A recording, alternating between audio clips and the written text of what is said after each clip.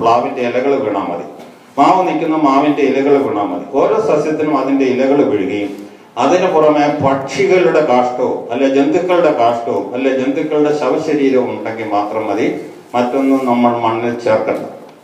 അപ്പൊ ഈ നാടൻ മണ്ണിരകളെ നമ്മൾ സ്റ്റിമുലേറ്റ് ചെയ്യാന് നാടൻ പശുവിന്റെ ചാണകവും ഗോമൂത്രവും കലക്കി ഇടയ്ക്കിടയ്ക്ക് ഒഴിച്ചാൽ മതി. ഇപ്പൊ ഒരു നാടൻ പശു ഉണ്ടെങ്കിൽ 30 ഏക്കർ സ്ഥലത്ത് കൃഷി ചെയ്യും. ഇപ്പൊ ഓരോ വീട്ടിലും വളർത്താൻ ബുദ്ധിമുട്ടുണ്ടെങ്കിൽ സംഘങ്ങളായി അല്ലെ RPS വഴി അല്ലെ ഏതെങ്കിലും സൊസൈറ്റി വഴി 1-2 പശുക്കളെ വളർത്തുകയാണെങ്കിൽ 10-100 ഏക്കറിൽ കൃഷി ചെയ്യാം. അങ്ങനെയുള്ള ഒരു കൃഷി രീതിയാണ്. ഞാനിപ്പോ ഇത് പറയാൻ കാരണം, ഇദ്ദേഹം അടുത്ത ഡിസംബർ 1 മുതൽ 6 വരെ ഇടുക്കിയിലെ കട്ടപ്പന പഞ്ചായത്ത് ഓഡിറ്റോറിയത്തില് വർക്ക്ഷോപ്പ് നടത്തുന്നുണ്ട്. അപ്പൊ താല്പര്യമുള്ള കർഷകരുണ്ടെങ്കിൽ, നിങ്ങളുടെ മാതാപിതാക്കളോ സഹോദരങ്ങളോ താല്പര്യമുണ്ടെങ്കിൽ തീർച്ചയായിട്ടും ഈ ക്ലാസ്സുകൾ അറ്റൻഡ് ചെയ്യണം. 1 മുതൽ 6 വരെ കട്ടപ്പന പഞ്ചായത്ത് ഓഡിറ്റോറിയം. അതിന്റെ നോട്ടീസ് ഇവിടെ കൊടുത്തിട്ടുണ്ട്, നോട്ടീസ് ബോർഡിൽ ഇടുന്നുണ്ടാവും. അതാണ് സുഭാഷ് പലേക്കർ. പിന്നെ നമ്മൾ കെമിക്കൽസ് ഉപയോഗിക്കുമ്പോൾ നമ്മൾ പ്രത്യേകിച്ചും ശ്രദ്ധിക്കണം. നമ്മൾ ഇതുപോലുള്ള നെയിൽ പോളിഷിനൊക്കെ വളരെ ഗുരുതരമായ പ്രത്യാഘാതങ്ങൾ ഉണ്ടാക്കാവുന്ന വസ്തുക്കളുണ്ട്. അതുകൊണ്ട് ഓരോ വസ്തുക്കളെ കുറിച്ചും നമ്മൾ മനസ്സിലാക്കണം. അടുത്ത കാലത്ത് നെയിൽ പോളിഷിലെ ഒരുപാട് ഘടകങ്ങളെ ദോഷം ചെയ്യുന്നുണ്ട് എന്നുള്ള വാർത്തകൾ ഇത് നെറ്റിലൊക്കെ നോക്കിക്കഴിഞ്ഞാൽ കിട്ടും. നെറ്റ് നോക്കുന്ന കുട്ടികളാണെങ്കിൽ ഹാസാർഡ്സ് ഓഫ് നെയിൽ പോളിഷ് എന്ന് ചോദിച്ചു കഴിഞ്ഞാൽ കിട്ടും. ഇതാണ് അതിൽ പറഞ്ഞിരിക്കുന്ന ഡൈബ്യൂട്ടൈൽ താലേൻ സന്തോൽപാദനത്തെ തകരാറുകളും വളർച്ചാ തകരാറുകൾക്കും ഇടവരുത്തും. ആൺകുട്ടികളിൽ സ്ത്രീ സ്വഭാവങ്ങൾ ഉണ്ടാക്കും, നാണം കുണുങ്ങും, കമ്മലണിയും, ശബ്ദം മാറും, ആണത്തം പോവും, മാറിടം വളരും. ഇങ്ങനെയുള്ള പ്രശ്നങ്ങൾക്കൊക്കെ നെയിൽ പോളിഷിന് വരെ ചെയ്യാൻ കഴിയുന്നുണ്ട്. ഇപ്പൊ ആൺകുട്ടികൾ, ഈ പ്രായത്തിലുള്ള കുട്ടികൾ പ്രത്യേകിച്ചും ശ്രദ്ധിക്കേണ്ടത് 12 എത്ര വരെയാ? 1 മണി വരെ. ഈ പ്രായത്തിൽ കുട്ടികൾ നോ എന്ന് പറയാൻ പഠിച്ചിരിക്കണം. നോ എന്ന് പറയാനുള്ള ശക്തി ആർജിക്കണം. ഇപ്പൊ നിങ്ങൾ ശ്രദ്ധിക്കേണ്ട സംഗതികളാണ്. നമ്മൾ പല ആളുകളുമായിട്ട് ബന്ധപ്പെടേണ്ടി വരും. നമ്മുടെ ടീച്ചർമാരുണ്ട്, കൂട്ടുകാരുണ്ട്, അന്യ ആളുകളുണ്ട്, ഓട്ടോ ഡ്രൈവറുണ്ട്, കിളികളുണ്ട്, പല ആളുകളുമായിട്ട് നമ്മളെ ജീവിതത്തിൽ ബന്ധപ്പെടേണ്ടി വരും. അപ്പോൾ ആളുകൾ നമ്മളെ മറ്റാളുകൾ നോക്കുമ്പോൾ, മറ്റൊരാൾ നമ്മളെ നോക്കുമ്പോൾ ആ നോട്ടം നല്ല ഉദ്ദേശത്തോടു കൂടിയ നോട്ടമാകാം, ദുരുദ്ദേശത്തോടു കൂടിയ നോട്ടമാകാം. അപ്പൊ മറ്റൊരാൾ നമ്മളോട് ബന്ധപ്പെടാൻ ശ്രമിക്കുമ്പോൾ, അവർ നോക്കുമ്പോൾ അവരുടെ നോട്ടത്തിൽ നിന്നും അത് നല്ല ഉദ്ദേശത്തോടു കൂടിയതാണോ ദോഷ ഉദ്ദേശത്തോടു കൂടിയാണോ എന്ന് കൗമാരപ്രായത്തിലുള്ള കുട്ടികൾ മനസ്സിലാക്കണം.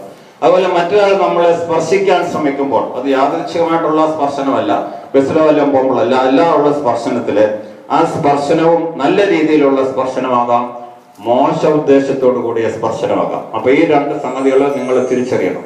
ഇത് ഒരുപക്ഷെ നിങ്ങൾ അറിയാവുന്ന കുപ്രസിദ്ധമായ ഒരു കേസാണ് ഷാരി. ഈ ഷാരിക്ക് അവളുടെ ആന്റിയോട് നോ എന്ന് പറയാനുള്ള ആ ധൈര്യം ഇല്ലാതെ പോയി. അതുകൊണ്ട് ആ പെൺകുട്ടി ഇന്ന് ജീവിച്ചിരിക്കുന്നില്ല. അവളുടെ കുഞ്ഞ് ഇന്ന് ജീവിച്ചിരിക്കുന്നെങ്കിലും അവള് ജീവിച്ചിരിക്കുന്നില്ല. അതുകൊണ്ട് കൗമാരപ്രായത്തിലുള്ള പെൺകുട്ടികൾ, ആൺകുട്ടികളും നോ എന്ന് പറയാൻ പ്രത്യേകം ശ്രദ്ധിക്കണം. ടച്ചിന്റെ കാര്യത്തില് നമ്മൾ മറ്റൊരാൾ നമ്മുടെ ചെസ്റ്റില്, ബട്ടക്സില് അല്ലെ ബിറ്റ്വീൻ തൈസ് ടച്ച് ചെയ്യാൻ ശ്രമിക്കുമ്പോൾ നമുക്ക് അത് നിരസിക്കാനുള്ള ധൈര്യം ഉണ്ടാവും.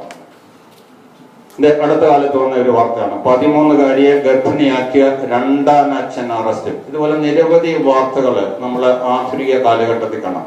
അപ്പൊ പെൺകുട്ടികളെ പ്രത്യേകിച്ചും ശ്രദ്ധിക്കേണ്ടതാണ്. നിങ്ങളുടെ ബന്ധുക്കളാവാം, അധ്യാപകരാകാം, ഡോക്ടർമാരാകാം, ബസ്സിൽ പരിചയപ്പെടുന്നവരാകാം, സ്ഥിര ഓട്ടോ ഓടിക്കുന്നവരാകാം, ആരാണെങ്കിലും നമ്മളെ സ്പർശിക്കുമ്പോൾ, ഞാൻ അടുത്ത ദിവസം ഒരു പഴയ ഫിലിം, എത്ര പേര് കണ്ടോന്ന് പറഞ്ഞോടാ, മമ്മൂട്ടിയുടെ ഒരു പഴയ ഫിലിം കണ്ടു, 3-4 ദിവസം മുമ്പാണ്.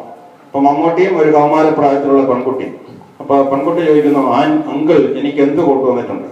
അപ്പൊ അങ്കിൾ പറയുന്നത്, ഞാൻ ഇതാ ഒരു സമ്മാനം കൊണ്ടുവന്നു എന്ന് പറയുന്ന കയ്യിലെടുത്തിട്ട് ഒരു മോതിരമായിരുന്നു. അപ്പൊ മോതിരം ആരെങ്കിലും കണ്ടോ ഈ ഫിലിം?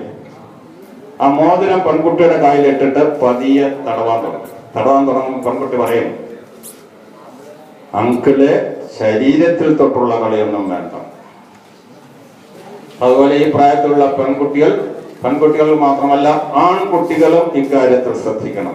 പണ്ട് കാലത്ത് നമ്മൾ പെൺകുട്ടികളോട് പറയും, പെൺകുട്ടികളോട് നീ പെൺകുട്ടിയാണ്, ഇല വന്ന് മുള്ളിൽ വീണാലും മുള്ള വന്ന് ഇലയിൽ വീണാലും ഇലയ്ക്കാണ് കേട്. അത് പെൺകുട്ടികളോടാണ് പറയുന്നത്. ഇപ്പൊ ആധുനിക കാലഘട്ടത്തിൽ ആൺകുട്ടികൾക്കും ഇത് ബാധകമാണ്. കാരണം അപ്രത്യക്ഷമാകുകയോ കൊല്ലപ്പെടുകയോ ചെയ്യുന്ന ഒരുപാട് കൗമാര പ്രായത്തിലുള്ള കുട്ടികളും. അതുകൊണ്ട് നമ്മൾ പരിചയമില്ലാത്ത വ്യക്തികളോട്, പരിചയമുള്ള വ്യക്തികളാണെങ്കിലും അവരുടെ ഉദ്ദേശം ദുരുദ്ദേശമാണെന്ന് മനസ്സിലാക്കി കഴിഞ്ഞാൽ നമ്മൾ പെട്ടെന്ന് അവിടെ നിന്ന് രക്ഷപ്പെടാനുള്ള മാർഗങ്ങള് ശ്രദ്ധിക്കണം. അതുപോലെ മൊബൈലിന്റെ ഉപയോഗം ഏതൊരു പ്രദേശത്ത് വടക്കേ ഇന്ത്യയിലെ ആ ഗ്രാമത്തിലുള്ള എല്ലാ ആളുകളും കൂടെ തീരുമാനിച്ച് മേലിൽ പെൺകുട്ടികൾക്ക് മൊബൈൽ കൊടുക്കാൻ പാടില്ല എന്നൊരു തീരുമാനത്തിലെത്തി. ഇന്നലത്തെ പത്രത്തിലാണ്. വടക്കേ ഇന്ത്യയിലെ ഒരു ഗ്രാമമാണ്. എല്ലാ പാർട്ടികളും എല്ലാ സമുദായങ്ങളും എല്ലാവരും കൂടെ തീരുമാനിച്ചിട്ട് ഞങ്ങളുടെ ഈ ഗ്രാമത്തിൽ മേലിൽ പെൺകുട്ടികൾക്ക് മൊബൈൽ കൊടുക്കില്ല എന്നൊരു തീരുമാനം എടുത്തിരിക്കുക. അപ്പൊ മൊബൈലിന്റെ ഒരുപാട് രീതിയിൽ നമ്മളെ ദുരുപയോഗം ചെയ്യാം. അതുകൊണ്ട് പെൺകുട്ടികൾ മൊബൈൽ ഉപയോഗിക്കുമ്പോൾ ബേസിക് മോഡലുള്ള മൊബൈൽ മാത്രം ഉപയോഗിച്ചാൽ മതിയാവും. ഇതാണ് ഗുഡ് ടച്ച് ബാഡ് ടച്ച്. നല്ല സ്പർശനവും ചീത്ത സ്പർശനവും തിരിച്ചറിയാനുള്ള അവബോധം കുട്ടികളിൽ ഉണ്ടാകണം.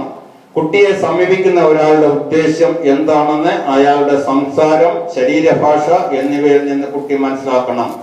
അശ്ലീല ചെവികളുടെ സംസാരം, പോർണോ പുസ്തകം, മൊബൈലിൽ അശ്ലീല ചിത്രം കാണിക്കുക, ശരീരത്തിൽ തൊടാൻ പ്രേരിപ്പിക്കുക തുടങ്ങിയ കെണികളിൽ അകപ്പെടരുത്.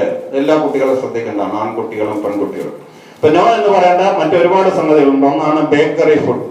ബേക്കറി ഫുഡുകൾ കഴിയുന്നതും നമ്മൾ ഒഴിവാക്കണം. നമ്മുടെ പല ലൈഫ് സ്റ്റൈൽ രോഗങ്ങൾക്കും കാരണം പ്രമേഹം, പ്രഷർ, അമിതമായിട്ടുള്ള വണ്ണം, ഓസ്റ്റിയോപോറോസിസ്, ഇതിനൊക്കെ കാരണം ബേക്കറി ഫുഡ്സ് ആണ്. നമ്മുടെ കേരളത്തിലെ ബേക്കറി ഫുഡ്സ് പ്രചാരത്തിലായിട്ട് വെറും 100 കൊല്ലം മാത്രമായിട്ടുള്ളൂ. അതിനുമുമ്പ് നമ്മൾ ബേക്കറി ഫുഡ്സ് കഴിക്കില്ലായിരുന്നു. ബേക്കറി ഫുഡ്സിലുള്ള ഏറ്റവും വലിയ അപകടം, ബേക്കറി ഫുഡ്സിൽ നല്ല പങ്കും മൈദ കൊണ്ടുള്ളതാണ്. മൈദ എന്ന് പറഞ്ഞാൽ എന്താണെന്നറിയാം? മൈദ